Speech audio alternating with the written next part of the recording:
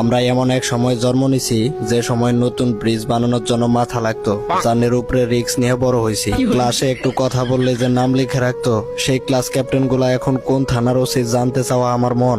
রাস্তা দিয়ে যাচ্ছিলাম, হঠাৎ করে একটা মহিলা তার বাচ্চার কান্না থামানোর জন্য আমাকে দেখিয়ে বলল, ওই যে দেখো পাগল যাচ্ছে। পাত্রী দেখতে গিয়ে খুশির ঠেলায় পাত্রীকে বলে ফেলেছি, তোমার নাম কি মা?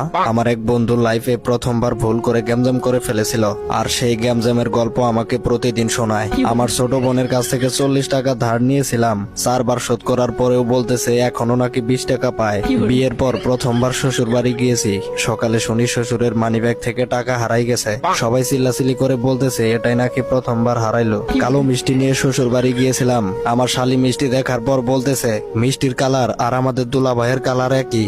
বয়সটা এমন পর্যায়ে পৌঁছে গেছে, বন্ধুদের সাথে 20 মিনিট আলাপ করলে 18 মিনিট আলাপ হয় বিবাহ সম্পর্কিত বিষয়ে। ফেক আইডি খুলে বউকে মেসেজ দিছিলাম, বউ বলল আমার স্বামী মারা গেছে 3 বছর আগে। এখন বউ